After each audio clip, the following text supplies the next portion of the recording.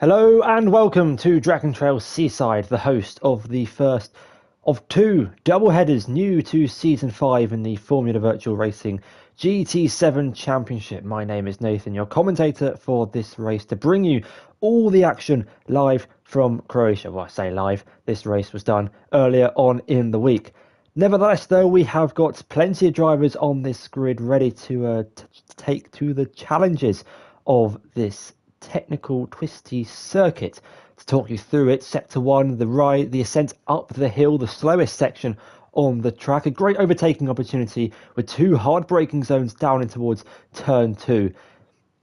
Then as we enter the middle sector, we descent back down through the hillsides with plenty of elevation change and undulation through the high speed S's section. Another great overtaking opportunity down at the hairpin as you enter Sector 3, famous for the Death Chicane, as it is often titled by the GT community.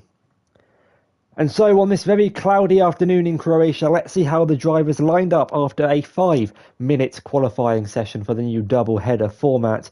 We have, on the right-hand side of your screen, appearing in 13th place, is Dice in the Mercedes. He'd failed to set a competitive lap time, and he starts behind Tim in 12th. It's the two Porsches just outside the top 10 with Kian only a second off pole position. James Kidwell sneaks his way into the top 10 with his qualifying efforts, followed by Adam Hans in 9th. Moving up into the top 8, it's the other Jag of Shea Easton in 8th place, behind Pierre Dezern in 7th place. Cameron Hill finds his way into the top 6th with a brilliant qualifying effort from Kino. He sees his highest FVR qualifying start in 5th.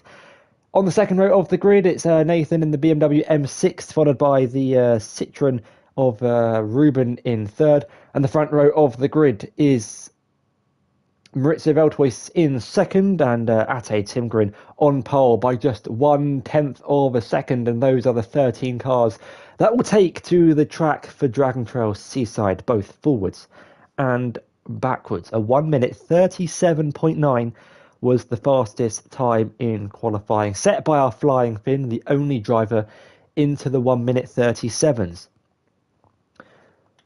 And so, with the qualifying grid explained, let's just go through the format for today's race really quickly. So we have these 13 drivers that will take to the 5.2 kilometre circuit of Dragon Trail Seaside for 25 minutes. They do not have to use the mandatory 3 different tyres. They just have to use 2 during the course of this 15-lap race.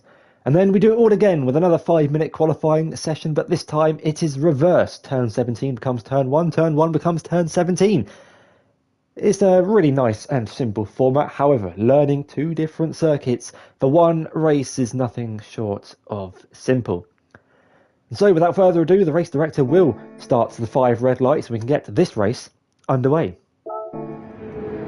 The 5 red lights are building up to the first double header of Season 5. We've got 5 red lights hit the 5-kilometre circuit. And it's time for the first double header here in Dragon Trail. The Citroen gets off the line well, as it always does, with Ruben leading the field down in the start-finish straight. In the run down towards turn 1, the pole sitter Ate Timgren will drop down to 2nd place, and is the barrage of cars behind. Easton making up places with a move down the inside of the Finn. Velthuis holds on to 2nd place, but the Finn dropping 2 positions in the first 2 corners. It's not been a good start for the BMW M6, and there's a Porsche around in the background. The 911 facing the wrong way, now down into 13th place. Kino's dropped a couple of places in the Nissan, now down to 8th, sliding his way through turn 5. They're 4 abreast going down the hill in the middle sector. It's Kino that leads from Keane in 9th. Piero trying to go round the outside of Cameron Hill for a space inside the top 10. But Kino manages to hold on to that position after a little bit of contact up in front. A great start from the 2 Jags that started 8th and 7th and 8th, and now 4th and 5th, with Easton leading his teammate Hans ahead of the 2 BCR cars behind them. It's the Citroen that leads going in towards the Death Chicane for the first time this evening. Is anyone going to fall victim to its high speed, close barriers? Not anyone on the opening lap. Look at these cars racing through at 125 mile an hour. There's a car in the wall. It's Cameron Hill, the first victim of the chicane of death. He's going to fall out ahead of Tim, and that's a terrible accident for the two. Cameron trying to rejoin the racetrack. Tim coming through the blind chicane at 120 mile an hour. They both make contact. They both have a lot of damage, and they are both a long way off the back of the pack. Meanwhile, back up to the front, we start lap 2. Ate moves up into second place alongside what could be his championship rival for this season. Veltois is going to try and send it back down the inside. Behind them, Hans and Marriott battling for 5th place as Easton runs a little bit deep. Kino and Milord going side by side with the Porsche on the inside, and ahead up into 8th place. It's not been a great start for the GTR that has lost 4 places in the opening lap. Might lose another one to Piero trying to go down the inside of the Dutchman in towards the middle sector. The double right-hander, a really good overtaking opportunity. Dyson, the Mercedes, has made up places from the back of the grid. The Sabrina Carpenter Mercedes now up into the top 10.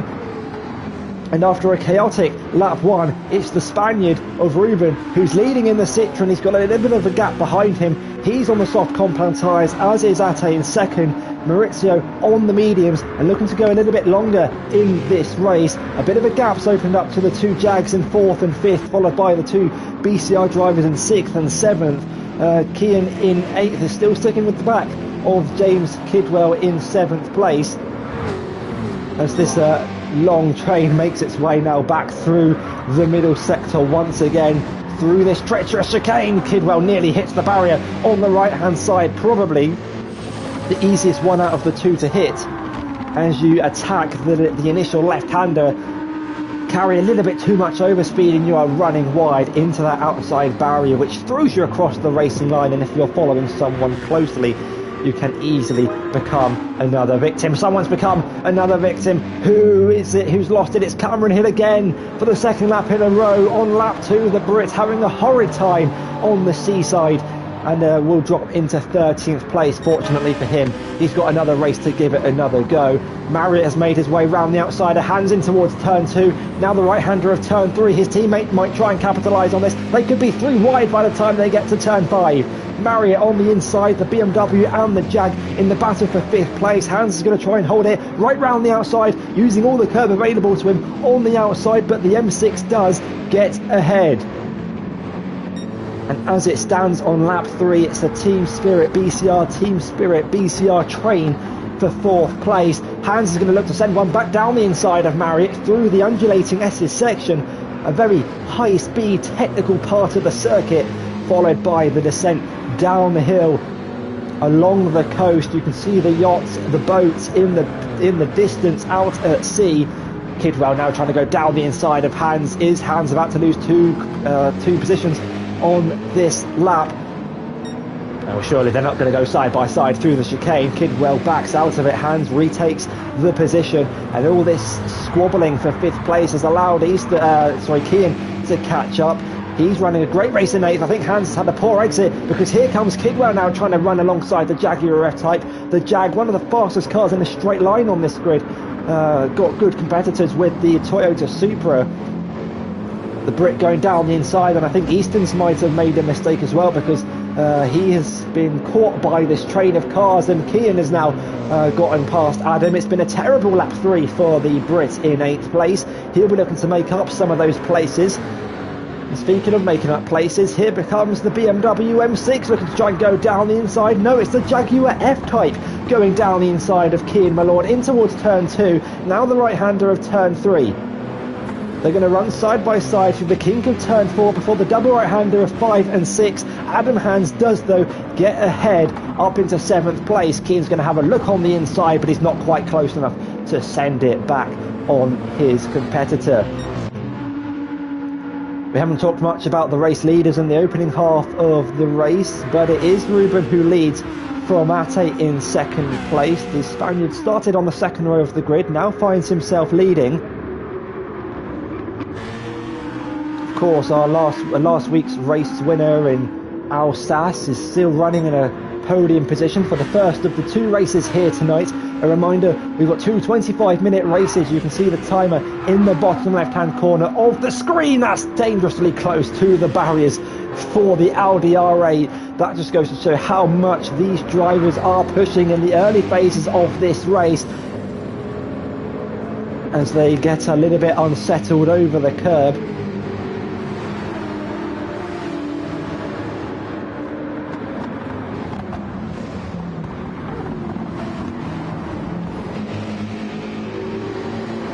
And so we watch this battle for 4th place. We are on board with Nathan Marriott inside the BMW M6, his teammate filling the rear view mirror at the top of the screen. But you can see the closing speed from the M6 to the F-Type. It's barely anything down the longest straight on the track.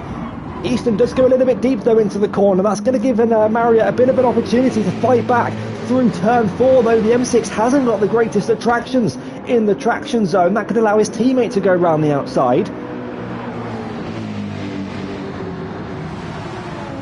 And Easton lives to fight another day.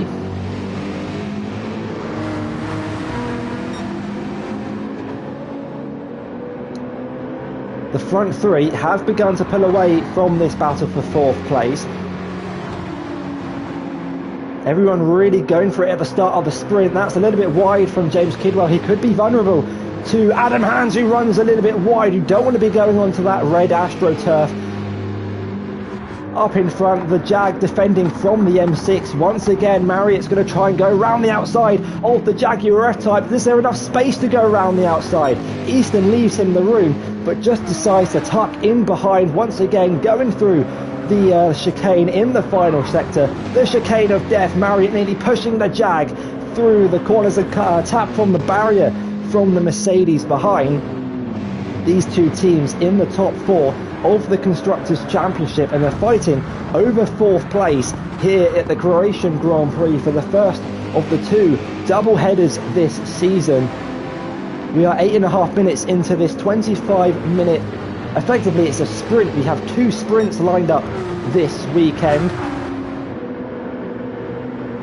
and it's currently being led by Ruben out in front. Of course, the top 2 on the soft compound tyres running very close together behind. Kino's trying to go down the inside of Piero. Weiss's into the pits, the first off of the soft tyres, only lasting 5 laps in this race. The GTR a little bit wide through turn 3. That's going to allow Piero to get the up and under and try and go right round the outside of the Japanese manufacturer. Oh, it's a beautiful dive to the inside for the Frenchman, who finished solidly last time out at his home Grand Prix. This time he's running down in 9th place. We'll be looking to try and make up places as the drivers in front of them continue to battle for 4th place. Shea Easton holding off the BMW M6 for now. 2 very different shades of green on these 4 cars. There's the British Racing Green on the Team Spirit Jags, and it's the neon green on the BCR cars. They're 2x2 going in towards the hairpin of turn, I believe, turn 12. Oh, they're going to go 2x2 through Death Chicane. Hans and Kidwell are side by side. It's the Jag on the inside. The Mercedes just lifts off the throttle. I think there was a puff of smoke. Did someone hit the barrier? Not too sure. We're on board with the BMW M6 once again. Later on the brakes, trying to go right round the outside of Shea Easton in towards the final corner. Last week's race winner and the pole sitter, Ate Tingren, is into the pits, the first of the front runners of the soft compound tyres. These guys will continue on the mediums, go a little bit longer into this race and finish on the faster tyre. Marriott is tucked up nicely in the slipstream of his British rival in front of him, who defends in towards turn 2, has gone a little bit deep once again. And this could allow the old up and under, the switcheroo from Marriott. He's alongside the Jaguar. This is probably his best opportunity to get past. Down the inside and up into a podium position. A move that's been brewing for the last couple of laps. And he's now got 2 cars between himself and his teammate. Does he try and hold up the 2 Jags, or does he try to pull away to give his teammate the best opportunity at an overtake? Ate with the fastest lap of the race, and he's come out behind this battle for third, what was effectively 4th place, 3rd place on the racetrack. We'll have to wait and see where Ruben features when he makes his pit stop. A reminder, of course, the top 9 are yet to make a pit stop.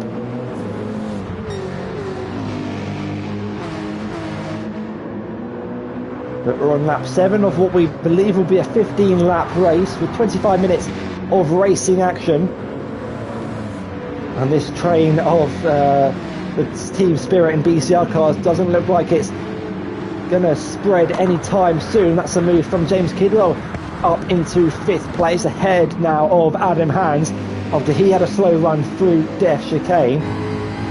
Ruben is into the pits, reacting to the undercut from Ate Timgren. We're on board with Shea Easton inside his Jaguar F-Type. You can just see how the difference of closing speed between the BMW and the Jaguar. Behind them, Adam now using the toe of his teammate to get back past the Mercedes AMG. The Jag, though, running a little bit deep into turn 2, as we have seen with his teammate. Could that give Kidwell an opportunity to go for a move in towards the middle sector? Doesn't look like the Jags are able to take as much cornering speed through the double right-hander as the cars around them. And this squabbling for what is now 2nd place has allowed the likes of Kian Piero Kino to catch up, and our race leaders Ruben and Ate have both made a pit stop from the softs onto the mediums, and they have caught up to the medium runners who are yet to make a pit stop. That is how much they have been squabbling in this race. It's a train now being led by Nathan Marriott in 2nd place in the BMW M6, joint championship leader with Maurizio Veltois and Ruben, who is now at the back of this train, snaking its way through the chicane once again. Unfortunately, we haven't got the best camera angle to flick through all the drivers. Oh, Ruben's hit the wall! Ruben is into the wall and he's got damage to the rear suspension. Did Timgren escape? Yes, he did. Just about avoided the race, or the net race leader, I should add. Hans is now going down the inside of Kidwell in towards the final corner. He moves himself up into 4th place, but a disaster from the Spaniard who was leading this race. Now is in 10th place with a little bit of damage, but of course has this long train in front of him that's yet to make a pit stop. The Team Spirit and BCR drivers are 2x2 in towards turn 1. Easton defends from Marriott, who's going to try and go round the outside in towards turn 2, has the inside for turn 3. Can he get the traction in that M6 to pull alongside the Jag? No, he can't. He just has to tuck in behind for now. This is incredible racing from these 4 British drivers, fighting for 2 spots on the podium effectively, but of course do have to make a pit stop. We have to remind us that this is effectively the battle for 4th place. Timgren looking to make moves. He's up into 8th place after getting past Kino in towards turn 5 and 6. The Dutchman, though, isn't going to give it up. He's going to try and send it into the downhill lesser section. But on the worn medium tyres, he's just going to have to tuck in behind the Audi R8 for now. Piero's off. Oh, he nearly rejoins in the path of the last week's race winner. Did he get damaged? No, he didn't, but that could have been a disaster for both of the Audi, the Porsche involved. I think Piero is beginning to struggle on those medium tyres. He lets his teammate go through. Up in front. Oh, there's a car in the wall. That's Easton in the wall. He's got damage to the front left suspension. As Kidwell gets past Hans, he might get another Jag in the run down towards the final corner. Hans might follow him through. Easton losing 2 positions in 2 corners with a mistake through the Death Chicane. And he's not going to be the first. He's not going to be the last. He wasn't the first. Cameron Hill was the first driver to make that mistake. His damage will be repaired after 30 seconds. And they might work together to try and get past James Kidwell. Now running in 3rd place. Hans goes to the left-hand side of the circuit. It's the inside for turn 2. He gets ahead. Does he open the door for his teammate to go round the outside through turn 3?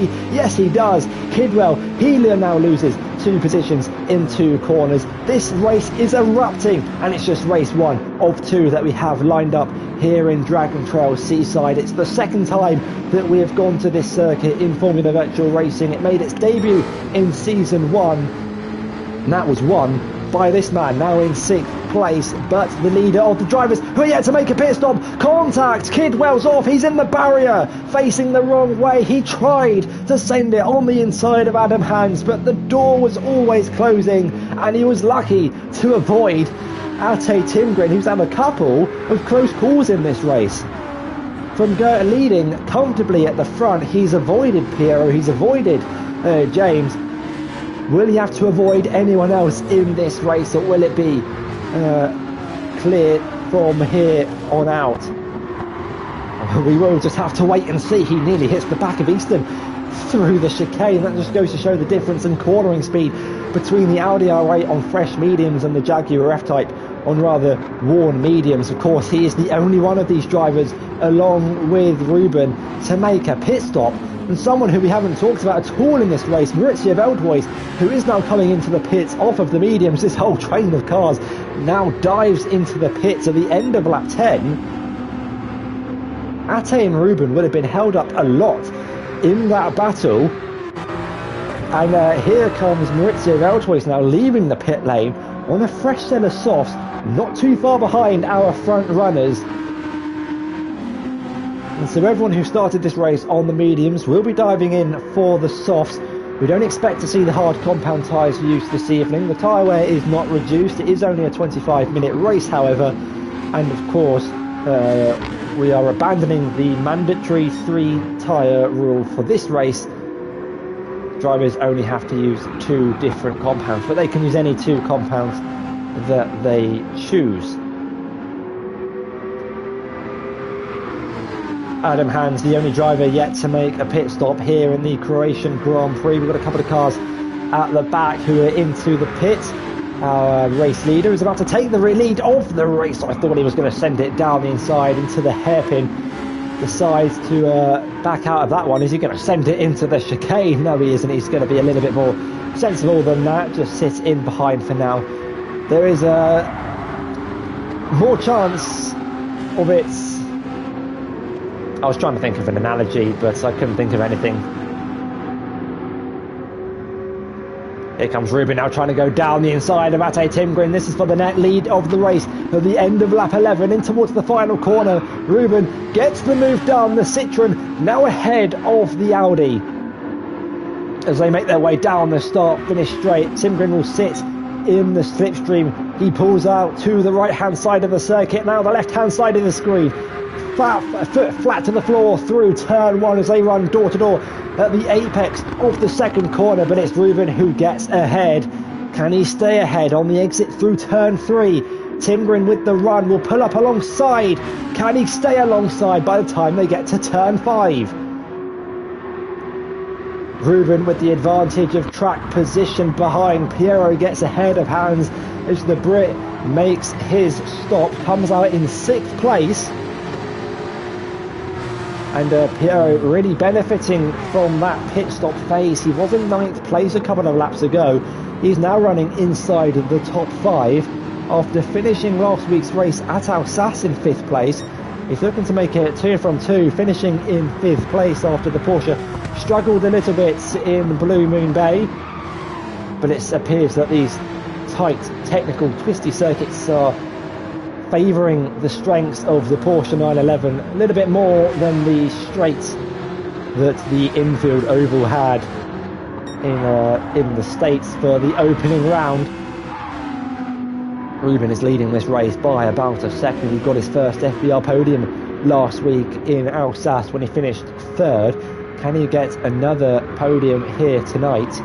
He's on course to go 2 steps higher and win this race, but he does have some fierce, quick drivers behind him. Not only has he got the Season 2 champion in 2nd place, he also has the Season 4 runner-up, the season opener, the race winner from the season opener, current fastest driver out on the track in Maurizio Veldhuis, running in 3rd place, not too far behind. And gaining and gaining on these drivers in front. There's only 4.5 minutes left to go in this race. And I'm just wondering if that is enough time for Veldhuis to close down that gap. There's another probably 3 laps to go here in the Croatian Grand Prix for race 1. We've got 2 races, of course, lined up as the first of the double headers new to season 5.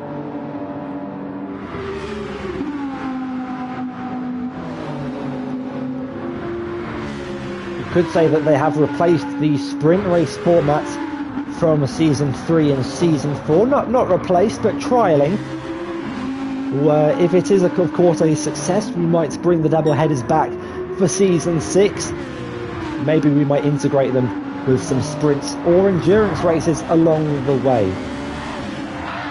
Oh, that was so close to the barrier for Ate Timbreni. He is so confident through that chicane. Turn 15 and 16. It is unbelievable how much speed he is able to take. The bravery, the commitment through the sequence of corners. You can always tell how committed these drivers are through this section of corners by how close they get to the inside and how much room they leave to that outside barrier. I'd love to see that AWS graphic that shows how close they are to the barrier. It would be a couple of centimetres at best, especially if you're the Flying Finn, who's on a charge in this race. He started on pole position. Ruben quickly dispatched that off of him down in towards turn 2 on the opening lap. But it has not been plain sailing after he hit the barrier at Death Chicane. And now he is under pressure from the Season 2 champion and last week's race winner. The Audi is absolutely flying here in Dragon Trail Seaside through the uphill S's. Lots of elevation change here in Dragon Trail. The Citroen is doing enough to stay ahead. Can though Ate get ahead? He's alongside. Ruben defends down the hill in towards the hairpin at turn 12. He has the inside line covered and defends it beautifully. On lap 14, I can't actually see how long left there is left in this race because I've got the viewer count blocking the timer. There's 23 minutes left. No, we've been going for 23 minutes. We've got 2 minutes left, which means this will be the penultimate lap of the race. Ruben heavily defensive to the inside in the run down towards the final corner. Ate retakes the racing line as he tries to swoop it around the outside for the penultimate time through this corner. Ruben will be looking for a great run down the start-finish straight if he is to stay ahead. I'm not sure what's better. Do you want to lead on the final lap? Do you want to be behind on the final lap? Ate looks like he wants to get ahead as we start the final lap of this race. Ruben now trying to go down the inside to defend his lead. Ate though swoops it right round the outside and takes the lead of the race. Here comes Veltoys on those fresh soft compound tyres, looking to try and step a couple of steps higher when we come to the podium celebrations.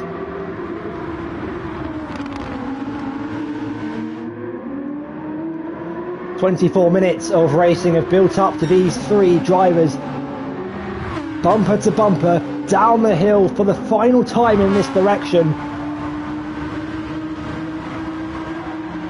How many more places can Veltoys gain in this race? He's had it clean for the majority of these 24.5 minutes. Ruben's had a couple of brushes with the barriers. Ate's had to avoid a couple of spinning cars. Veltoys is going to look to send one down the inside at turn 12. But the door was always closing on him. There's only 5 more corners to go, and 2 of them are the fastest corners at this circuit. Look at this, 130 miles an hour through the chicane. Ate's hit the barrier. He's hit the barrier. And here comes Ruben and Veltoys. In the run down towards the final corner, they're going to be 3 wide. Veltoys in the middle, Ate on the inside. Ruben's going to try and go round the outside of the final corner on the final lap. There is nothing to separate these 3 drivers in the run up to line. It's going to be close. Who's going to win it? Oh my God, Veltoys beats Ate across the line. Ruben in 3rd, and I can tell you the gap between the top 2 was 1,000th of a second. 100th between the top 3. Unbelievable. The closest finish we've had in FVR history. 1,000th between the top 2. Marriott finishes in 4th ahead of Dezern in 5th, Hans in 6th, Mallard in 7th, Kino in 8th, James in 9th. Shea Easton finishes inside the top 10 after making a mistake late on in the race. Cameron Hill, his race was undone in the opening 2 laps after colliding with the barriers twice through turn 14. He finishes just outside the points in 11th place. and Tim will finish in 12th. My oh my, what an end to the first race, and we've got to do it all again. This time we have the pleasure of doing it in the opposite direction. And so if you thought that race was exciting and entertaining, you can already see a couple of the snapshots that I've collected from those races. This one is going to be just as good as the last. If I can now find how these drivers fared up from that the second qualifying session, we can get the second race underway. There's already a little bit of a spoiler as to where I started, but we'll start at the back, and we'll do the usual. We'll do the usual reverse from the back of the pack up to the front. What an unbelievable finish in the first race. But now it's time to see how these drivers lined up for the second race at the reverse layout of Dragon Trail Seaside. In 13th place. A lot of drivers not getting great qualifying laps in. There's Adam Hans starting in 13th place, and ahead of him it's Ate Timgren, who starts in 12th place after failing to set a competitive lap time. Cameron Hill starts 11th, just outside the top 10. It's Kino in 9th, and Weiss in... Kino's in 10th, Weiss in 9th. And moving into the top 8, on the left-hand side, it's Kian in 8th, Tim in 7th, an excellent qualifying from him, the highest he's been in an FVR GT race. It's James Kidwell in 6th place. It's Ruben in 5th, expect to see him get a flying start in the Citroen, and it's the other Jag of Shea Easton in 4th.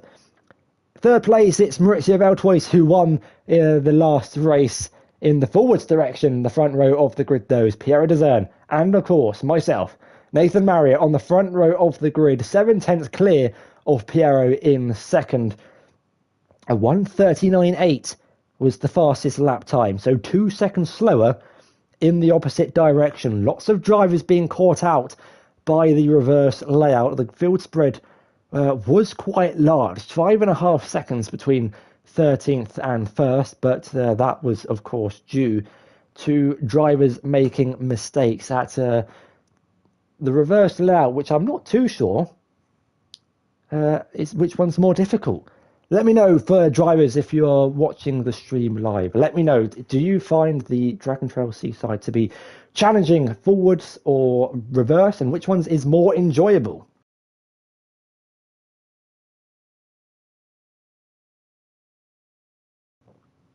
Having quickly hydrated,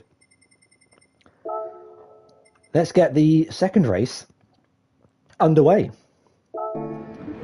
For the second time at Dragon Trail, we build to 5 red lights. And let's go and send it at the Seaside here for the Croatian Grand Prix. It's a slow start off the line for the front runners. A brilliant start from Ruben. He's starting in 5th. He's challenging for the lead. Down the inside in towards the first corner, but Marriott has him covered on the outside. Easton's going to try and follow him through. They're 3 abreast on the exit of turn 1. The Citroen getting a little bit out of shape. There's an Audi running onto the grass. That's Timgren from the back trying to make up places. The Porsche's now going side by side. Oh, don't go 3 wide into the chicane. They're going to go 3 wide into the chicane.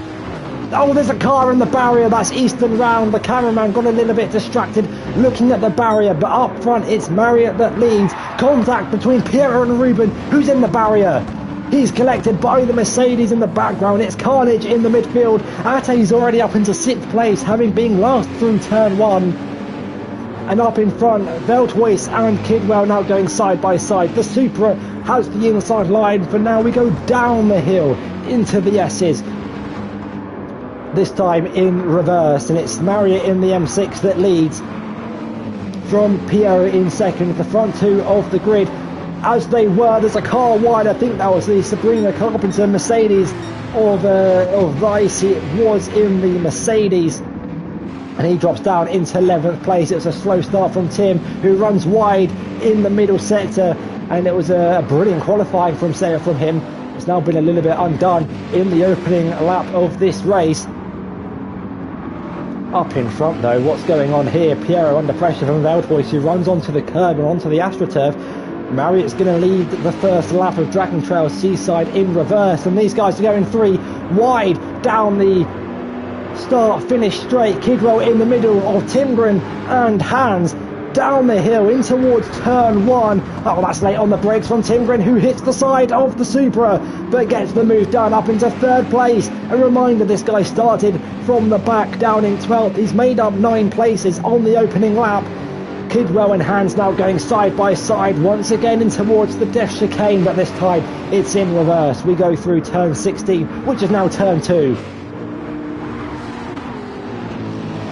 Beltoy's looking to try and get past Kidwell, who's had a little bit of a slow run through the chicane.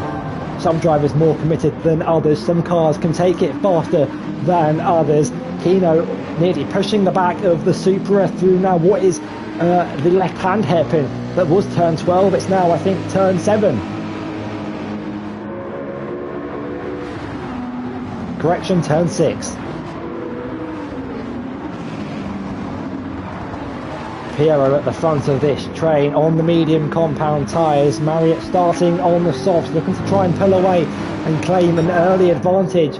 We're seeing a similar train form, which is being led by the Frenchman, who's running in a solid 2nd place. On lap 2, oh, carnage in the background, a couple of cars facing the wrong direction. That's Adam Hans and James Kidwell sideways. I think there was contact between the Nissan and the Mercedes in front of them. That's Hill and Valtteri running side by side. No damage to any of the cars. But that's for the 2nd race in a row. No, the 3rd race in a row. That's Kidwell involved in an incident or an accident. And he's now dropped to the back of the pack after showing good pace in qualifying. The 2 Cabbage crew drivers now in 4th and 5th. Oh, they made contact down towards turn 1. Cameron Hill hitting his teammate Maurizio Beltois wide through the 1st corner. The Dutchman retakes the position, but could allow for Kino to follow him through. I'm sure they'll have a great laugh about that in the party at the time, but Hill now drops down into 6th. Ruben and Adam side by side through the chicane, through turn 2. The Spaniard ahead of Hans, who's sliding his way through turns 5.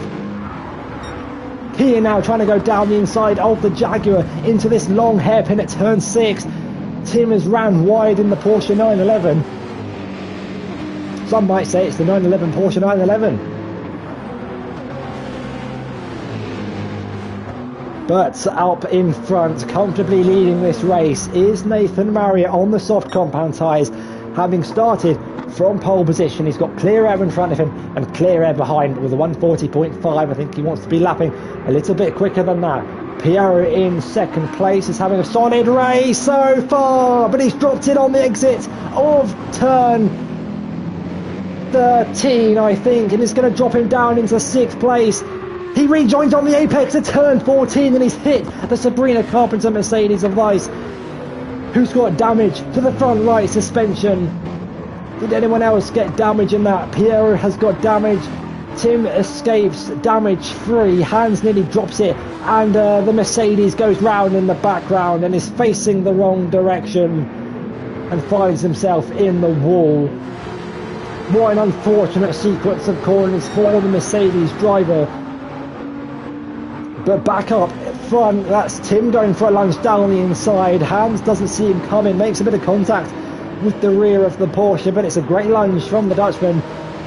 Can he keep it though? Hans is going to challenge down the back stretch in towards turn 2, and he gets ahead before they get to the death chicane. Piero's late, and he's in the barrier once again. All that hard work in qualifying is now becoming undone, as the Frenchman gets damaged twice in 2 laps. In front of him, Cameron and Kian now going side by side. There's a car nearly round. That's Ruben going slow. Has he got a problem? He's lost it on the exit of turn 6. He's now down into 9th place. This track causing chaos for several of these drivers. Chaos at Croatia. And yet somehow Ate started this race in 12th place. He was last going in towards turn 1, and yet on lap 3 of this race, on to now lap 4, he is up into 2nd place. I'm sure the front runners were hoping it would take a little bit longer for him to work his way through the field, but like a hot knife through butter, it's a simple job for the Flying Finn. Kino having a great race for him. He's in 4th place. If he's on course to finish in his highest FVR finish to date. Cameron getting all sorts of out of shape through the penultimate corner of turn 16. Just like in the forwards, all the reverse layout, you do not want to dip a wheel onto the red AstroTurf. There is zero grip out there. Tim now trying to go down the inside. Cameron's late on the brakes. He nearly hits Kian in front of him. He might have even made contact with the Porsche, and in doing so might allow Ruben to go through turn 1, but the Spaniard just has to sit behind for now.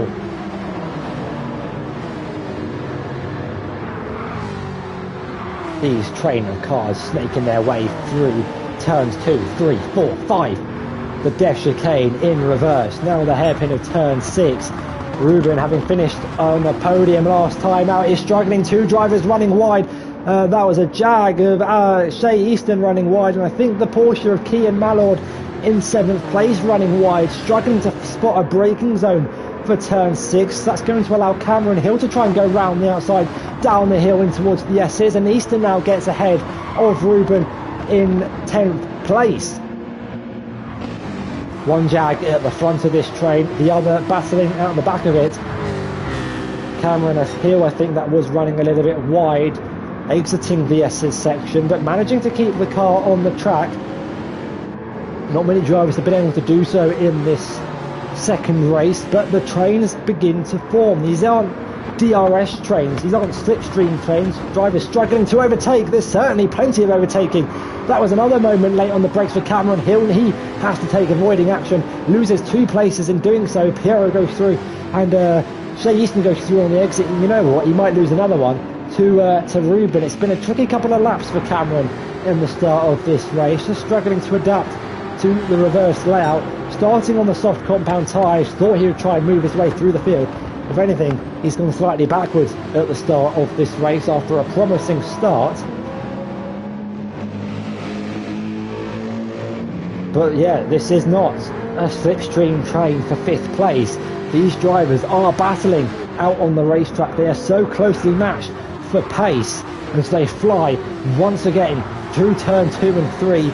Now the right and left hander of 4 and 5, which was once turn 12, 13, 14 and 15. And once again, drivers running wide through turn 6. It is a tricky corner to spot your braking zone. Shea Easton forcing Kian all the way out to the outside curb. The Porsche dipping a wheel onto the red AstroTurf, nearly losing the car, and will lose a position to Ruben, who's trying to go around the outside in the Citroen, who started the last race in 3rd place. Started this one in 5th, was actually leading in towards the first corner, but has dropped down into 9th. There's a car off into the barrier. That's Cameron Hill, who's picked up more damage in this race. We're only on lap 6, and I think that's the 3rd time he has been into the barriers. James Kidwell's catching up to the back of the Brits as they close in on the top 10. Ruben now going down the inside of Kian. He's now in 9th place. Remember, Shea Easton was into the barriers on lap 1 through Death Chicane at turn 2. He's now up into 8th place and fighting for a spot inside the top 5. His teammate currently holds that position. Race leader, pole sitter Nathan Marriott is into the pit lane off of the soft compound tyres. A fresh set of Dunlops go on to the BMW M6, and it's the medium compound tyres, as we would expect after 6 laps of racing, and he comes out crucially ahead of this train. Piero trying to go around the outside of his fellow Porsche driver. Tim, though, not going to give up the ghost. They're going to kick their foot flat to the floor as they race down in towards turn 2. Through the tunnel they go. Piero now up into 6th place, has Adam Hans ahead of him to try and get past. That was crucial for Marriott to come out ahead of this train. We saw in the first race, in the normal layout of this circuit, Ate and Ruben, they didn't pit into clean air. If anything, they pit right at the back of this train, and so Ruben is familiar with some overtaking to do.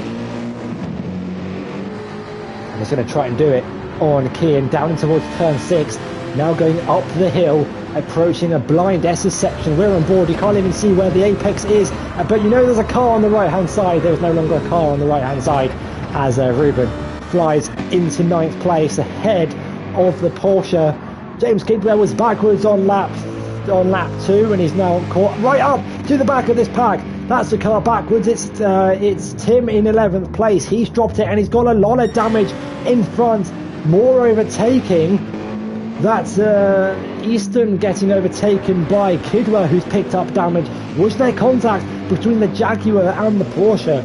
Not too sure what happened between those two, but I'm feeling nice. I'm going to save them the embarrassment of their incident, and we'll keep on board with the live racing action which took place on Friday and not the Monday that this is being streamed on. I need a break.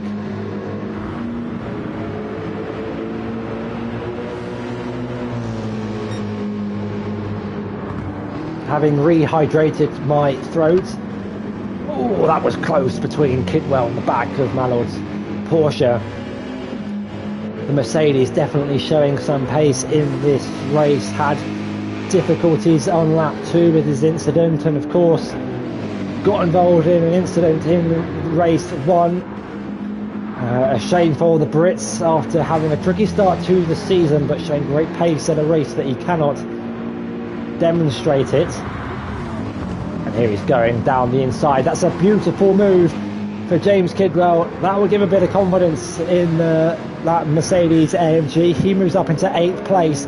How many more places can he try and gain in this race? I think he'll be happy finishing in the top 8 tonight after being backwards on the second lap of the race. Piero trying to capitalise on a slow start to this race, having started on the front row of the grid. Adam Hans defensive in towards turn 12. I think it's turn 12.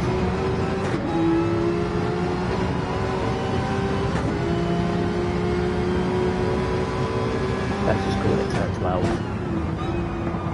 We stay on board with Piero in the Porsche as they round the penultimate corner, turn 16. Now through the flat left-hand kink, the final corner, turn 17 of this 5.2 kilometre circuit. Of course, it is the same distance forwards as it is backwards. The lap times, though, about 2 seconds slower. Speaking of lap times, Ate with a 1:39.9 on the medium compound tyres. That was, well, that's very competitive from him.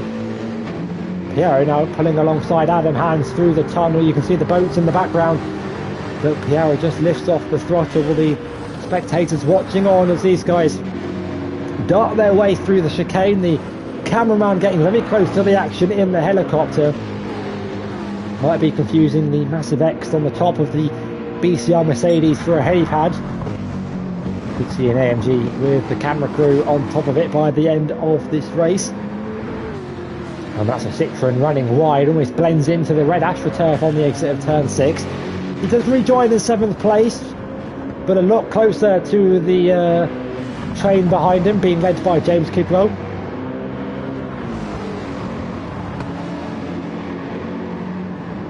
Citroen still with a little bit of dirt on those tyres, running off the racing line.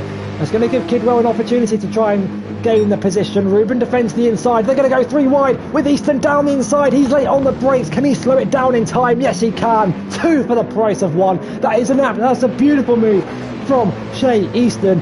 James Kidwell now trying to follow him through with a move on Ruben to the inside and towards the final chicane. Down the inside, can he stop it in time? Yes, he can. Ruben, though, will have the inside for turn 16 and stays ahead. The front runners are into the pits. Nathan Marriott retakes the lead of the race. Ate comes out in second and Ruben dives into the pits. And so the Citroen mechanics will get to work to change those tyres as quickly as they can. It's going to be off the mediums and onto the softs, but that does put pressure on these drivers to set the fastest in-lap that they can to either stay ahead or to reduce the undercut advantage that Ruben may be about to receive. The undercut, for those who don't know, is when you pit early. Oh, there's a car off! That is a big crash for Kian through the death chicane. He's got damage to nearly every part of his car, the rear left and the front right, as he hit the wall on the inside. The rear stepped out and he hit the barrier, the barrier rear first, and that has destroyed the brilliant progress that he's made in this race. Hans and Piero both pitting a lap earlier on their outlap, I should say, actually, on the fresh softs. We'll be looking to try and get that position. But nothing is set in stone here at this circuit. There has been many mistakes by these drivers. They're not bad drivers. We've seen barely any mistakes in the first 2 races of the season. This is just such a tricky and demanding circuit that creates so many opportunities for error. There was another wobble from Kian, who might have had a knock in confidence after that rather sizable accident with the barrier. But now going down the hill through what was once turn 2, turn 3, it's now turn 15 and 16 in this reverse layout, which I have to say is producing some absolutely incredible racing. But going back to the undercut is when you pit the lap early or earlier than your rivals around you, and you use the advantage you have on those fresher tyres to try and go quicker and jump your rivals in the pits whilst they are still lapping on the worn tyres. Of course, that does mean though that you are at a tyre disadvantage at the end of the race when everyone around you is on a lap or 2 fresher tyres. Will we see that impact Adam Hans or Piero Dezern as they pitted early onto the softs? Ruben and Shea behind them on a lap fresher tyres. Cameron Hill sliding his way through turn 6. He's not particularly liking this reverse layout of Dragon Trail Seaside. He's made a couple of mistakes tonight, but he's still running in a points paying position. That was a lot of tyres screeching from one of the 2 cars in front of them. But up to our race leaders. Do you remember in Blue Moon Bay Speedway Infield A when Nathan Marriott was on the softs and Richard Veldhuis was on the hards, and Marriott was not setting quick enough lap times on the softs? Well, I think the same thing is happening tonight. Remember, his lap was a 1 minute 40.0, I think it was, on the softs. Ate has gone nearly 8 tenths quicker with the fastest lap on the last lap of 1:39.2. BMW M6 once again not making the use of those soft tyres. And look at the closing speed from Ate tinkering through the dash chicane. He's going to find a small gap on the outside through turn 6. Can he hold it right round the outside? That is an unbelievable move from the Audi. If he can keep it, he gets the traction on the exit of the corner and drives ahead of the BMW from 12th on the grid to 1st on lap 12. It was written in the stars that he would make the move for the lead on the lap number of which he started. This just goes to show why he is the Season 2 champion, the Season 3 runner-up. Last week's race winner in Alsace. He's not going to go quite back-to-back because Maurizio Veldhuis won last week's race. Last week's race, the last race, race 1. Veldhuis did win the season opener though. We've only had 2 race winners from the first 2 races, and you're not going to get any more. Don't know why I said the word only. We are on round 10. I would say only 2 race winners would be a little bit poor. But we're on round 3 here in Dragon Trail Seaside for the first double header of the season. We go to Tokyo later for the second double header, where these drivers will have to navigate the streets of Tokyo both forwards and backwards. We go to the east layout, which has the longest straight, or one of the longest straights in the game. You're flat out for a minute, I believe it is, down the straight from the final corner to turn 1, and that always promises to be an entertaining race. We haven't been to Tokyo since season... when was the last time we went to Tokyo? Season 3, I think. No, I don't think I was on the grid. No, season 2, Tokyo South. We were in the Group 4 cars. I was in the commentary box that day. That was won by Cameron Hill, who's having a tough time tonight in 9th place ahead of James Kidwell. in the battle for the final 2 points paying positions on the grid. We of course went to Tokyo East in season 1, but we haven't been back since. You have to go way back when Ate won that race in season 1 in his Corvette. That was only his second FVR GT race win. After winning last week in Alsace, he's rounded up 13 race wins across 4 seasons that he has competed in. Of course, we did do 1 race in season 4, but so technically he has entered 5 seasons, but only 4 of them as a full-time driver.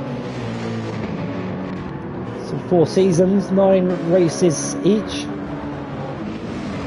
And Ate's only picked up 13 wins. I say only, but that just goes to show how close and competitive this grid is. We have got 11 different race winners across those 4 seasons. Many of them are still on the grid. Ate does lead in the all-time race winners, and actually surpassed 300 laps last week. 300 laps led last week in Alsace, which is an amazing achievement for our Flying Finn. But as the race begins to boil down towards the end of the second race, I say that Kino does run wide through turn 6. Many drivers have missed the braking zone for that particular hairpin. It is really an awkward corner. You're slightly braking and turning at the same time. But Dragon Trail Seaside is never a boring event, as these drivers have displayed. Both races have been electric, with positions changing throughout the grid, drivers making mistakes, a couple of coming together, but no incidents reported to the stewards. And so we are about to do the first 4 races of the season, first 3 rounds without a reported incident.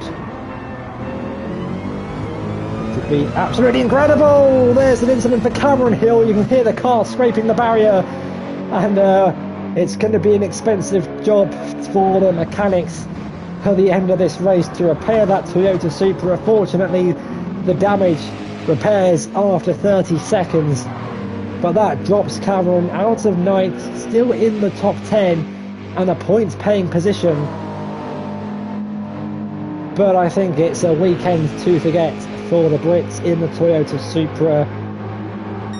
His teammates having a solid race in 3rd place, not really gaining too much on the top 2. If you've got a bit of clear air, it's probably wise that you keep your car on the track, out of the barriers. It has the technicality of Suzuka, but the risk of Monaco.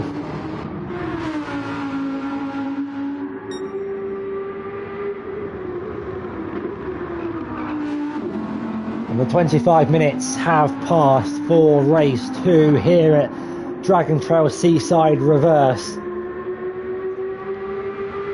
Ate's only got 3 more corners to go, 1 braking zone before he can see the marshal waving the checkered flag, and he will be the first driver to see the checkered flag in this second race. Never put off Ate for winning from the back. He started in 12th. He took the lead on lap 12. He wins here in Dragon Trail Seaside for the second race of the double header. A brilliant win from the Flying Finn. Marriott will come across the line in a solid second after starting on pole. Joint championship leader Maurizio Veltois finishes in 3rd behind what could be his rival. And on the last lap of the race, Kino is looking to try and defend his 4th place. It's the second drag race to the line. Who's going to get it? The Jaguar F-Type is going to beat the Nissan GTR. Adam Hans finishes in 4th place. Kino still with his best FVR GT finish in 5th. Narrowly denied a 4th place finish. Piero crosses the line in 6th. Shea Easton backwards in 7th. Rubin in 8th. James Kidwell in 9th. Cameron Hill in 10th. Tim will finish in 12th ahead of Kean. Tim in 11th, Kean in 12th. We have lost a driver.